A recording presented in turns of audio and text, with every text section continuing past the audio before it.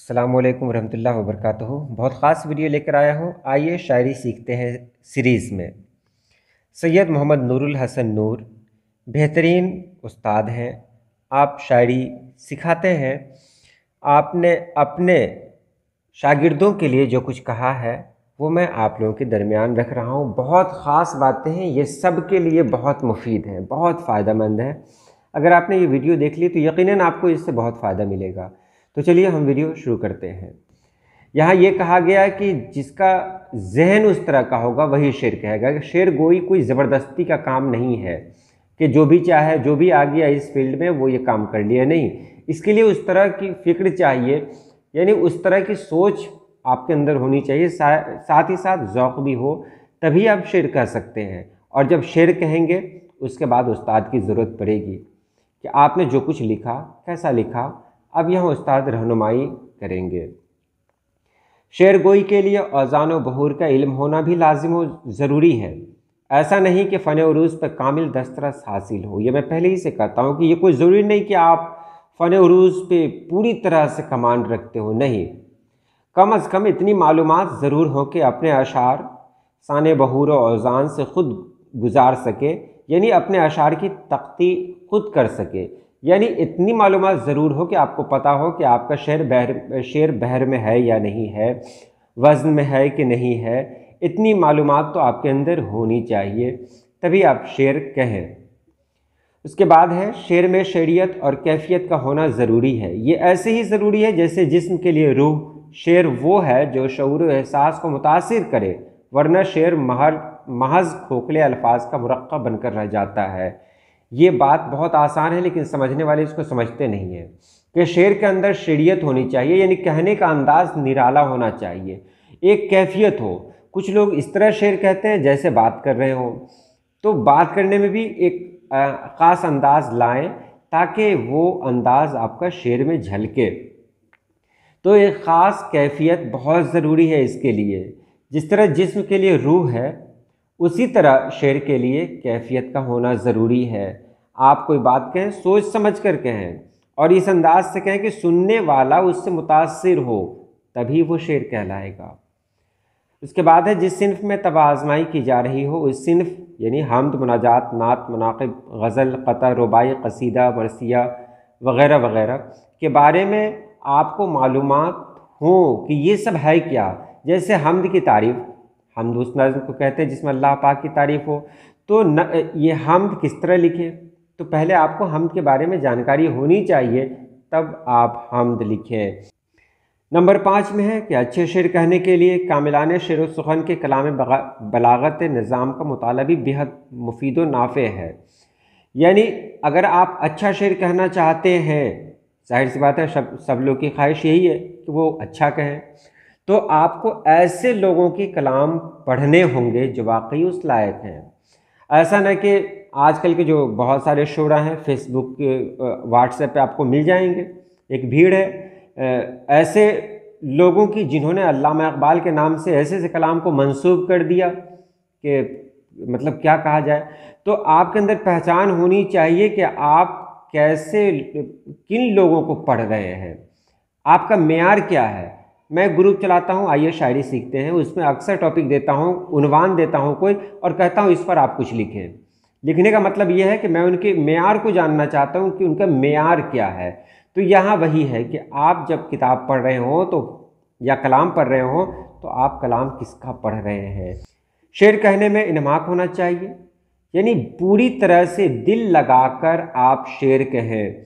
एक काफ़िया जो आप इस्तेमाल कर रहे हो उसको अपने जहन में लाएं, और जहन में लाने के बाद जो कुछ आपके जहन में आ रहा है उसको फ़ौरन नहीं उतारें। जो कुछ आप सोच रहे हैं उस पर और गौर करें, हो सकता है उससे बेहतर आप कर सकते हो तो उससे बेहतर करें, और लिखने के बाद भी आप उसको देखें। नंबर 7 में है ये भी ज़रूरी है कि शेर कहने के बाद ख़ुद अपनी तख्लीक को बार बार जांचा और परखा जाए, नीज़ मुसलसल इंतकादी निगाह से, यानी तनकीदी निगाह से उसे देखा जाए। जब आप पढ़ रहे हो तो अपना कलाम ना समझे कि दूसरे का है, क्योंकि दूसरे की चीज़ों में ऐसे भी कमी निकालना सब लोग जानते हैं। तो दूसरे का कलाम समझें और फिर उसे देखें, पढ़ें और उसमें तरमीम करें, तब आपका कलाम बेहतर होगा। اگر کبھی فی المدیح مشاعرے میں شرکت کا موقع ملے تب بھی کلام کو حتمی شکل دینے سے پیشتر اس کا تنقیدی جائزہ لینا چاہیے۔ ترمیم ہو یا کہاں کہاں بدلنا ہے یہ آپ دیکھ لیں کہ بدلنے کی گنجائش ہے کیا۔ اگر بدلنا ہے تو بدل دیں جب آپ کو لگے کہ سب کچھ ٹھیک ہے، لگے، لیکن ایک بار میں نہیں لگنا چاہیے، یہ بھی شرط ہے۔ آپ 2-3 بار اس کو پڑھیں تب لگے کہ ٹھیک ہے تو پھر آپ اس کی تشریح کریں۔ اس کے بعد ہے شاعری فکری ہونی چاہیے، یعنی مکمل غور و خوض کیا جائے، نئے امکانات کی تلاش و جستجو کی جائے۔ پامال راستوں سے ہٹ کر اپنا راستہ خود بنانے والے ہی کامیاب و کامران ہوتے ہیں۔ اب پرانی روش پہ چل رہے ہیں، یہ شاعری کے لیے ٹھیک نہیں ہے، اپنا نیا راستہ بنائیں۔ ندا فاضلی نے کہا تھا کہ سورج کو چونچ میں لیے مرغا کھڑا رہا، کھڑکی کے پردے کھینچ دیے رات ہو گئی، بالکل نیاپن ہے اس کے اندر۔ تو یہ سب کہیں، جو کچھ ہم نے کہہ دیا سب درست ہے، یہ خیال بھی ذہن میں نہیں پھٹکنے دینا چاہیے، چونکہ شاعر اگر خود احتسابی کے عمل سے روگردانی کرتا ہے تو یقین جانیے کہ وہ عرصہ شعر گوئی میں کبھی بھی سرخرو نہیں ہو سکتا۔ یعنی میں نے جو کچھ کہہ دیا سب درست ہے، یہ ایسا کبھی نہیں ہوگا۔ چاہے غالب نے بھی کہا ہو وہاں بھی کمی ہے، اقبال نے کہا وہاں بھی کچھ نہ کچھ کمی ہے، اس لیے کمی ہے کیونکہ ہم لوگ مخلوق ہیں، مخلوق کی ایک پہچان ہے کہ اس میں کمی ہوگی۔ تو یہ کہہ دینا کہ ہم نے جو کچھ کہا ہے وہ بالکل ٹھیک ہے، اس سے بچا جائے۔ بار بار تجزیہ کرنے کے بعد اپنے استاد سے مشورہ ضرور لیں، اور استاد کا جو مشورہ ہو اسے آمنا و صدقنا ضرور کہیں، یعنی اسے قبول کریں۔ استاد کا جو مشورہ ہو اسے ضرور قبول کریں، اور سب سے بڑی بات ہے کہ استاد پہ پورا اعتماد رکھیں، پورا بھروسہ رکھیں۔ نمبر 10 میں ہے علم بیان و بدیع اور ضروری حد تک معائب و محاسن سخن کی جانکاری، یہ سب رکھنا ضروری ہے۔ جیسے قوافی کا استعمال اکثر لوگ بہت غلط کرتے ہیں، تو آپ کو جان لینا چاہیے کہ کیا کیا عیوب ہیں شاعری میں، کہاں کہاں غلطی ہو سکتی ہے، تو اس کو جانیں۔ اس کے لیے جو کتابیں ہیں وہ کتابوں کا مطالعہ کریں آپ، تاکہ آپ کی شاعری بہتر سے بہتر ہو سکے۔ اور کمال کی بات تو یہ ہے، نمبر 11 میں دیکھیں گے، اکثر و بیشتر محافل و مجالس میں دیکھا گیا ہے کہ علماء حضرات تک اشعار کو بے وزن بنا کر پڑھ دیتے ہیں۔ یہ اکثر دیکھا گیا ہے کہ بڑے بڑے علماء ہوتے ہیں اور وہ علامہ اقبال کا شعر بھی پڑھتے ہیں تو ادھر سے ادھر کر دیتے ہیں، جانتے ہیں کہ ان کے فالوورز بہت زیادہ ہیں اور ایک عالم کی بات کو کون کاٹ سکتا ہے۔ تو یہاں سے آپ سمجھ سکتے ہیں کہ ماحول میں مطلب سماج میں ایک اچھا پیغام نہیں جاتا ہے۔ تو آپ بھی اس بات کا خیال رکھیں کہ جب آپ کہیں کوئی شعر سنائیں وہ بہتر شعر ہو اور صحیح ہو۔ اس کے بعد آخری میں ہے نعت گوئی کے باب میں محض روایتی مضامین اور طرز اظہار پہ اکتفا نہ کریں۔ اگر آپ نعت لکھ رہے ہیں تو نعت پاک لکھنے کا بھی ایک طریقہ ہوتا ہے، جو روایتی نعت پاک ہے اس طرح نہ لکھیں، کچھ نیاپن لائیں۔ نیاپن میں بہت سارے شعراء ہیں، حسن بریلوی ہیں، اس کے بعد راز الہ آبادی ہیں، تو یہ سب بہت بہتر لکھ کر گئے ہیں، اور بھی ہیں بیدم وارسی ہیں۔ تو اس طرح ان کے کلام کو آپ پڑھیں اور دیکھیں۔ کمال تو یہ ہے بیدم وارسی کا، آپ دیکھیے کہ وہ نبی پاک صلی اللہ علیہ وسلم کا نام نہیں لے رہے ہیں اور پورا کلام کہہ جا رہے ہیں۔ فرق کرنا مشکل ہے کہ یہ نعت ہے یا یہ غزل ہے، تو یہی تو کمال ہے۔ تو آپ کچھ نیاپن لائیں اس میں۔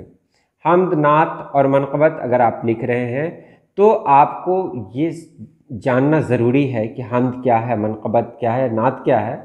تو حمد میں کیا لکھ سکتے ہیں، نعت میں کیا لکھ سکتے ہیں، منقبت میں کیا لکھ سکتے ہیں، کیونکہ یہاں ایک دائرہ ہے کہ حمد لکھنا تو بہرحال آسان ہے، اللہ کی جتنی بھی تعریف کریں کم ہے، تو آپ دل کھول کر تعریف کر سکتے ہیں۔ نعت لکھنے میں ظاہر سی بات ہے نعت لکھنا بہت مشکل ہے، اتنی تعریف نہ ہو نبی پاک صلی اللہ علیہ وسلم کی کہ کہیں خدا سے اللہ نہ کرے خدا سے مل جائے۔ تو منقبت میں بھی وہی ہے، تو لکھنے میں بھی خاص خیال رکھیں کہ آپ ایسا لکھیں جس سے آپ شرعی حدود کی پابندی کرتے ہوئے نظر آئیں۔ تو آج کے لیے اتنا ہی، دعا کرتا ہوں اللہ پاک آپ سبھی لوگوں کو خوش رکھے، آباد رکھے۔ اللہ حافظ۔